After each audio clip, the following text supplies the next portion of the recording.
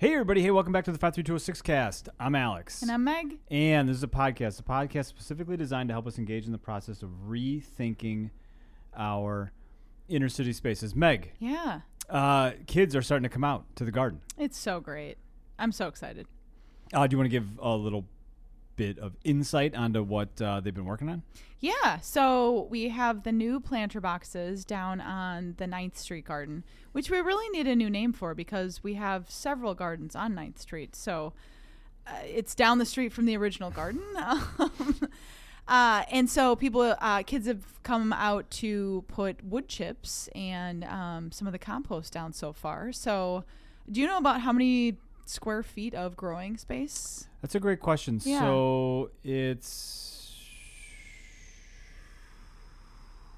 I'm trying to do math. Fast math. Fast yeah. math. Well, each of the little sections is about 100. So it's like 900 to 1,000. Square feet? Square feet. Wow. Okay. It's exciting. Yeah. So we're going to do, there's going to be a lot. In that area. Yep. We're going to do a lot of flowers there. Then we're going to do a lot of vertical growing. I was just talking with our master gardener, Claire, about like how we get more, get more produce out of the boxes that we have. Sure. And so she was kind of she was showing me her vertical growing spaces, and you can grow pumpkins, in trellises and stuff. And so we're gearing up, getting excited. That's great. Yeah. Yeah. Super cool to have the kids come back out, start working on things, getting things ready. Yeah. Great opportunity. I was working with one of the guys today, and, I'd come. So Saturdays, this is going to be ridiculous, but, Saturdays in the months of really end of April, May, June, July, August, very, very busy. Yeah. And we definitely don't have time for this, but we're also coaching track. I know, we really don't have time for it. But somebody with baseball, because we also signed up Ducks for baseball, which I'm like, oh my gosh, this is so, whatever. It's fine. It's all fine. But I was telling them how we coach track, and they're like, why do you do that? You're really busy. And I was like, I don't know.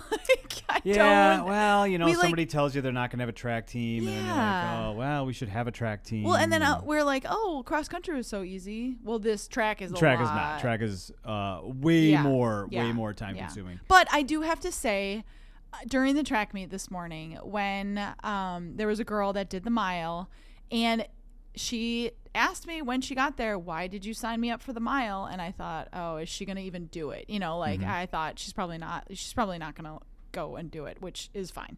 They're middle school. It's middle school track. Sure. But when she was running, she started out real fast as the fastest girl in the city. Not a great strategy.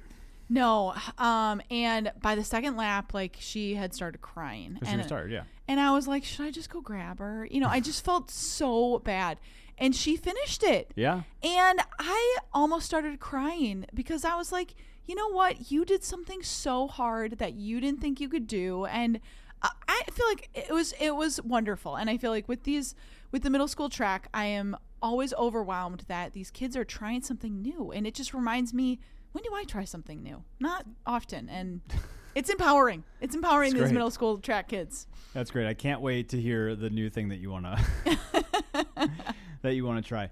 But I brought up track because, I was working with one of the guys, and, Meg, I think it's very easy for adults to not spend a ton of time internalizing how they got to the point that they currently are. Yeah.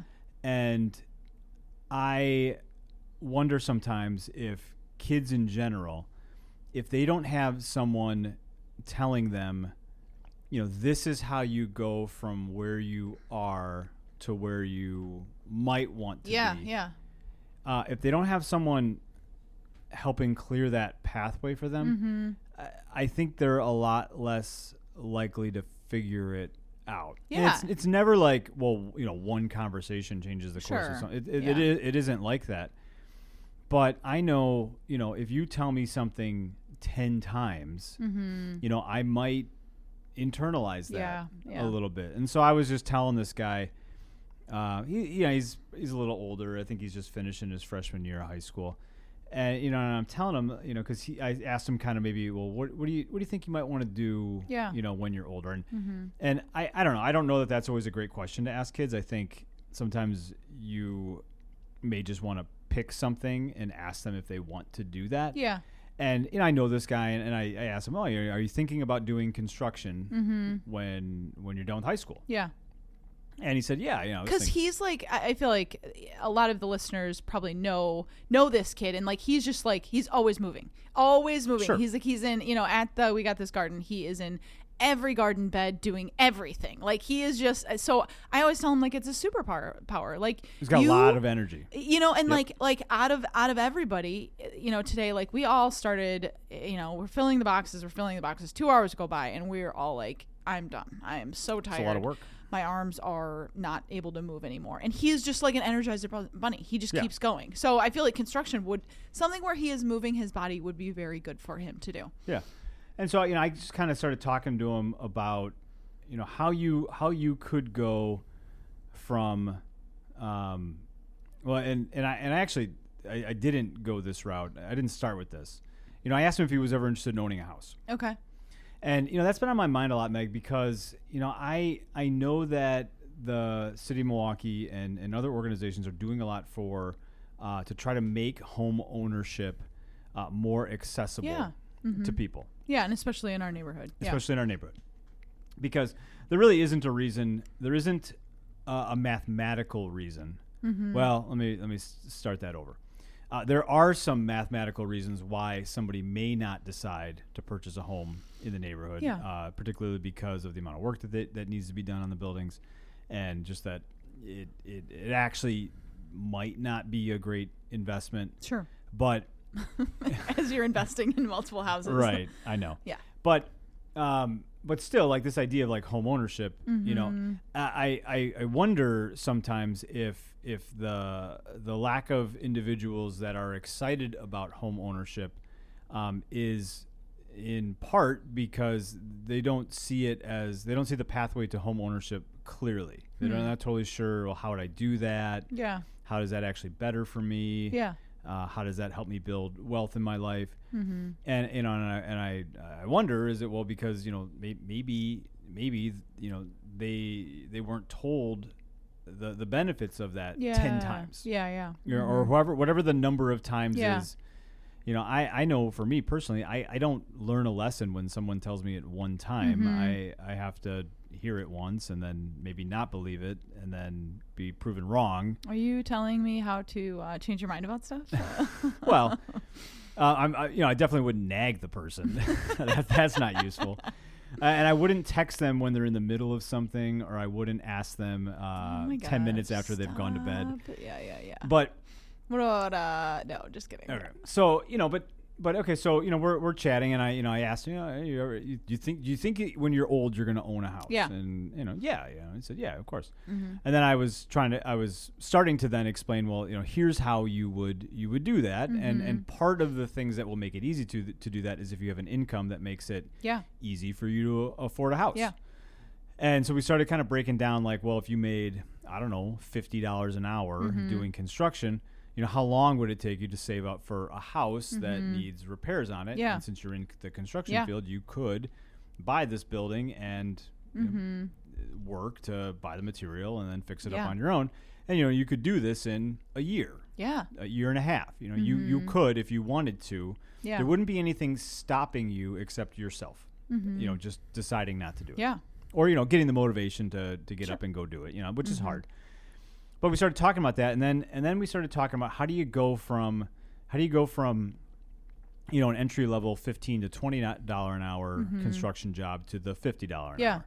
And I know that like a lot of times when it's your own life and you're trying to do these things for yourself, you think that it's really hard or it's like impossible. Yeah.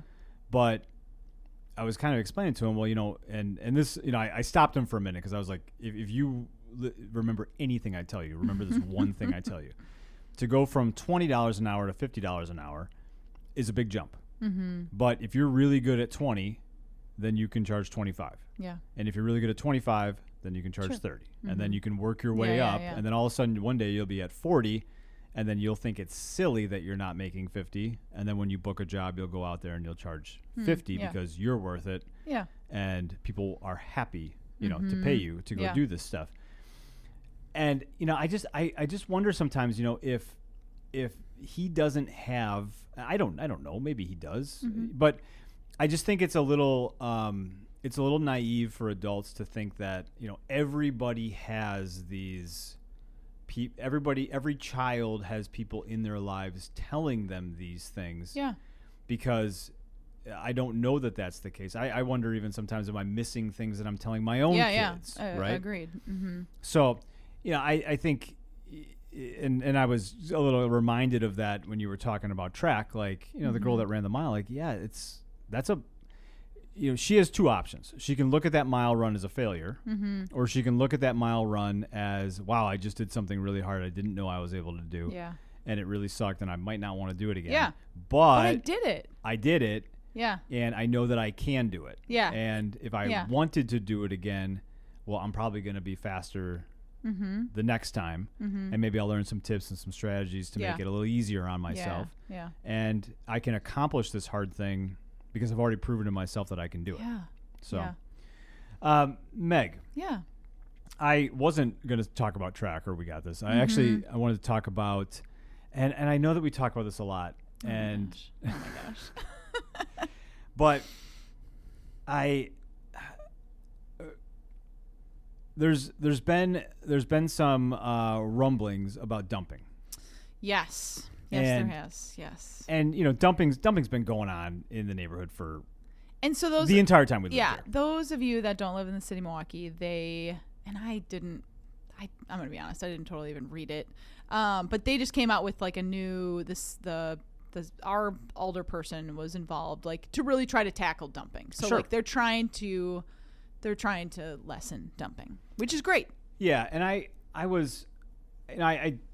from time, like, I guess probably when I'm on a run and I see somebody that has dumped, not like physically see them dumping, but I think about it a lot because, I see this. Yeah. And you see, like, from day to day. Sure. So yeah, that's different than. And, and we're going to kind of go off here for a second. So I see dumping, but I see what is dumped.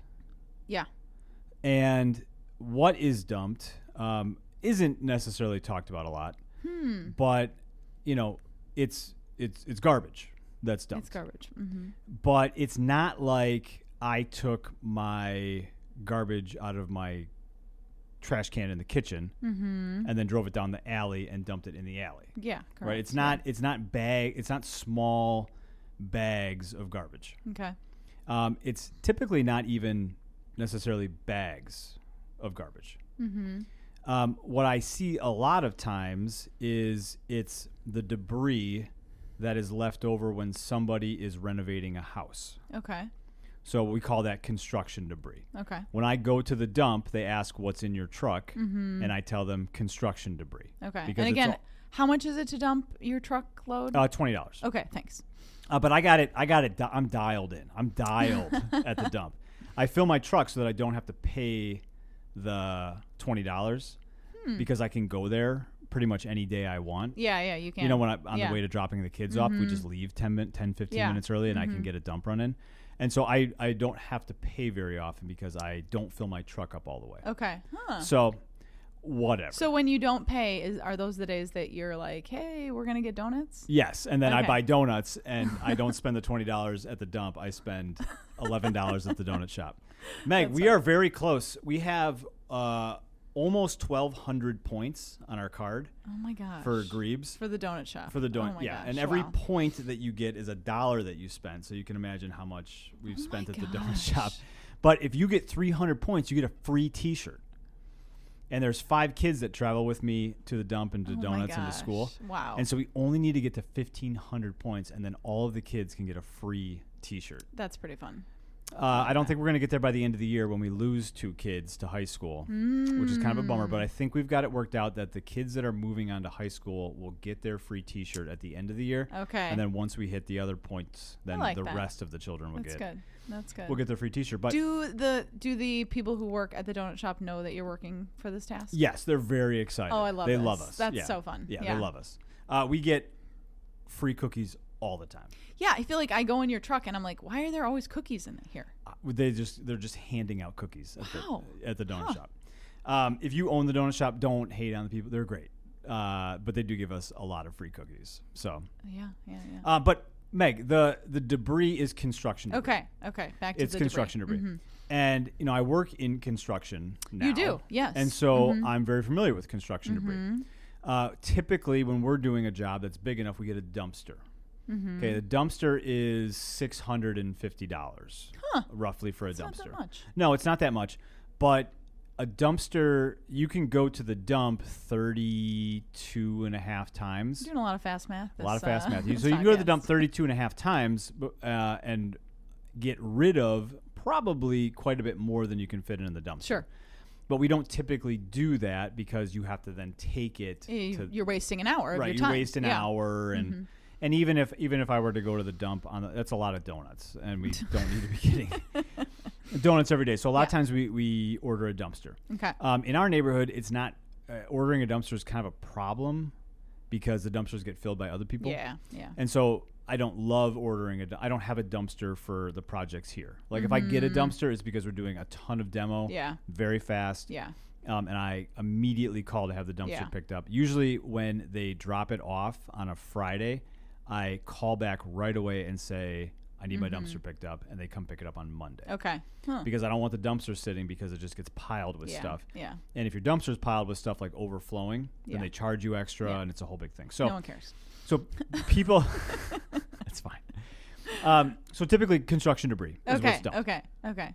And it really gets me thinking, like, well, where is this construction debris coming from? Yeah, who is dumping this? And I know because, in the construction field that sometimes you can pay someone to take the debris that you have on site and remove it. Okay. For you. So we've used a service like that a couple of times. Really? And so you'll get a guy with a trailer who will come and you'll either help him load the trailer or he'll take all the stuff that you have. Like if you're doing a project where you can't fit a dumpster, you can call this guy. Okay. Or I can take it. But so there are lots of these people that do that? So one of the lowest entry construction type jobs you can have is like the person that hauls the crap out of there. Okay. And so yes, there are many. I feel like this reminds me of that one. I did a website once. And it American was Hoarders? Yes, American Hoarders. And they would take away anything, no questions asked. And it was, I didn't work for them long. It was, that was the one where the guy, didn't he have like a holstered gun at your... He that was a little not wild. just a holstered gun. He like took his gun and like slapped it on the table. And I don't remember even what he said, but I was like, okay, I gotta go. This is weird. It was like at a Starbucks too. I'm like, this is so weird. That was a while ago. Yeah, that was long. That was when you were first starting out. And you would take any job. I would apply via Craigslist and meet some interesting people. So, kind of like the lowest level people on the construction side are the ones that are taking the stuff to the dump, or they're taking it away. Now, if I'm them and I'm charging you $50 a load to take it, I'm probably not incentivized to take it to the dump because it's $50 a load. Well, like let's say that is what they charge me. Okay. They charge me $50 to $100 to take this out of here. Yeah. There is no. I am not necessarily asking them questions on where it's going. Now, the service that we use, I know that they... Okay. I know where it goes. I know they take it there. Yeah. But... and I'm assuming there's probably different levels of these services. Like... Yeah. There's there's the guy with the decent trailer. Sure. That has a decent truck and will show up. Yeah. And then there's the clapped out truck with the old... what used to be like a pop-up trailer with the sides on it and just piled in. Yeah. So like you kind of know, like you can tell, I suppose. Sure. Where at least you can make some assumptions on where it is. Mm-hmm. So, and a lot of times they'll give you a receipt from the dump. Oh.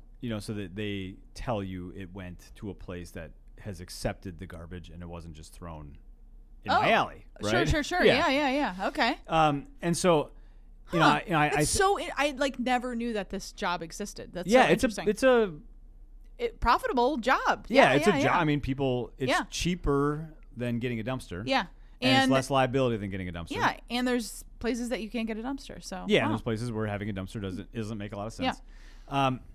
And so I was thinking about that on my run, and they put up signs in the alley with the information on how to report someone.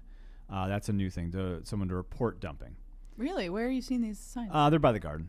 They may have been taken down, but they were there. Okay. Because I did see some new dumping, so I did. Yeah, there was just a little bit, and it was construction debris. It was like some old pipes and stuff, which is kind of nice because then the scrap guy will come and take them. So okay. That's fine. But I always kind of come back to this idea that we're still responsible. Like the signs, give you the reward. And we started talking about this because the reward has gone up it went from $1,000 to a $5,000 reward. Oh, okay. But I am always still a little dumbfounded on how it's like my personal responsibility to catch someone dumping. Yeah. And Meg, I was involved in a dumping, in witnessing somebody dumping recently. Okay. I was involved at a secondary level, and so we were moving my sister's pop-up trailer out of her garage. Okay. It was myself, a couple of the kids, and my dad. Mm-hmm. And so we were doing that before we were working on the rental on a Sunday. Mm-hmm. So we went over there, moved the trailer out of the garage. We were coming back. I'm already at the White House on the corner. Mm-hmm. And my dad calls me up and he says, "I just caught someone dumping." Wow. And so he's giving me a description, and he's telling me, okay, it's like an old clapped out truck. It's green, whatever. Mm-hmm. And they dumped a bunch of construction debris in the alley. And not our alley, the alley up the road, and he's chasing them. Oh my gosh! He's chasing them in his old Jeep, and he's chasing them, and he's telling me telling me all about it, and then asking me what he should do. Mm-hmm. And I'm like, well, Dad, you're like 65, 66, whatever, 67. Yeah. And I don't necessarily need you like. Sure. To get into a confrontation, with this person. Yeah. And he tells me, there's no license plate on the truck, so that's not even. So like, how would anybody ever know who the person dumping actually is? And eventually I tell him, just come back, come back. Yeah. Like this isn't worth getting into an argument with somebody because maybe it ends well, but it's not going to end with the person going and picking the stuff up. Yeah. You know what I mean? Yeah. It's not. Like the stuff's already out of this guy's truck. It's done. Yeah. We're moving on. Yeah. And it, that instance, and then seeing the signs and seeing the piles of debris really makes me wonder what even I would do in that situation. My advice to him was just to let it go. Mm-hmm. We're not videotaping people doing this. And it made me almost even wonder, like, I don't know, this guy is probably, working to take this stuff and get rid of it. And then we're going to hit him with a $5,000 fine, which he's not going to be able to pay. And is this even something that I want?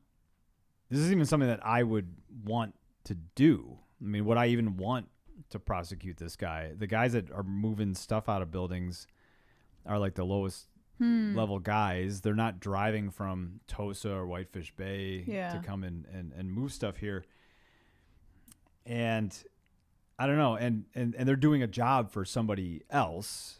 Like somebody else has told them to come get this stuff and get rid of it. Yeah. And it really like made me think like, well, I don't know that. I mean, I don't want the guy to be doing that. I don't want the guy to be dumping stuff in the alley. But I also have a little bit of empathy for being in the guy's situation. If I can make a little bit of extra money or if I don't have to pay to get rid of it and I just dump it here, I don't know. If you're doing that job, you are at the lowest level of work.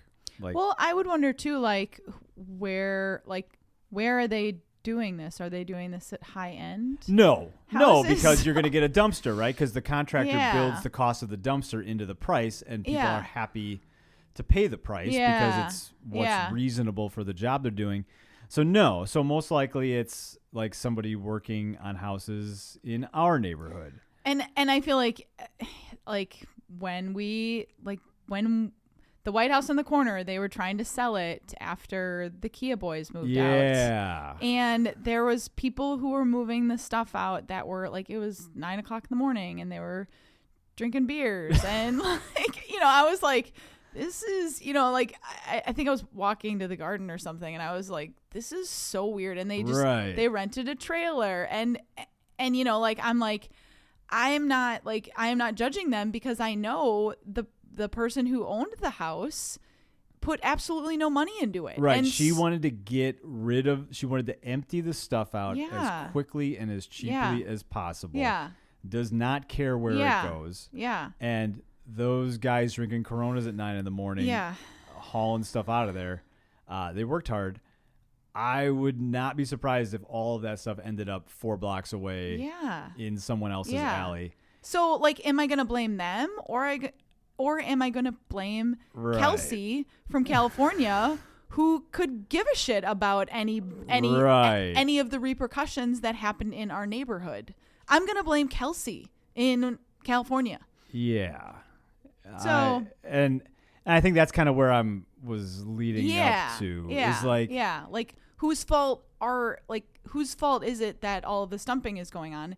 Is it out of state landlords? Maybe. or the shitty contractors that they hire to do low quality work, and their best option is to hire the cheapest person possible to get rid of the stuff.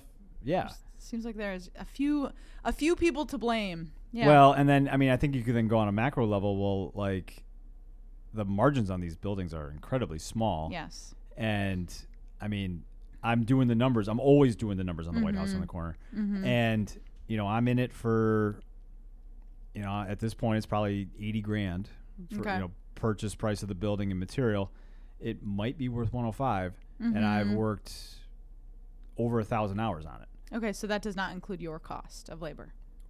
Correct. Yeah. Okay, So yeah. my labor, Yeah, you know, is your- it was netting $20,000 to $25,000.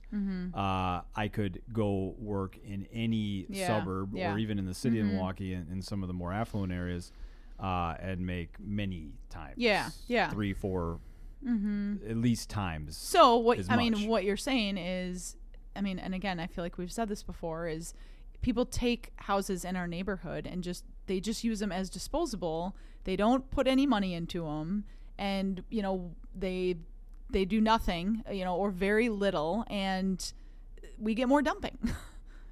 Yeah, and I think if you even want to zoom out a little farther, you can say, well, because the neighborhood has been so devalued over the last 70 years, Yeah.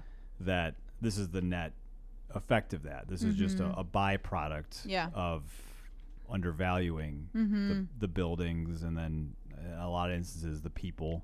Well, and I'm glad you said that, because I just feel like when things are so undervalued, it's hard to not see yourself as undervalued. You know, I think Sure. living here for the last 20 years, we have felt that, you know, so many people look at our neighborhood and therefore look at the people in our neighborhood.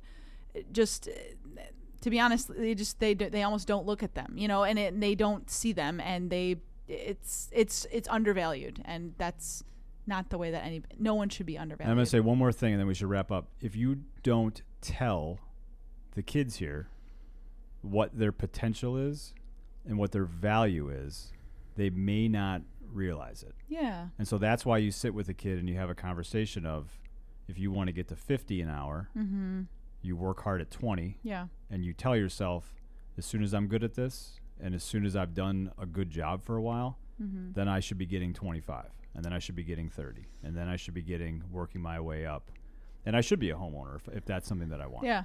You really wrapped that up nicely. Oh, Great good. All right. Great job. Our plug is going to be, we got this community garden. You know, we love the community garden. Wonderful things happen. Kids get paid $20 for coming out to work. Saturdays in June, July, and August. Financial donation is always loved, or a volunteer. You come out and volunteer on Saturdays, or check out the website, check out the Facebook. Check it out. All right, and if you have a desire to volunteer, reach out at contact@wegotThisMKE.com. www. Oh my dot. gosh. No, you don't. No, you don't do the www. No, it's an email. Never mind. All right, thanks for listening, and we will catch you next time. Bye. Bye.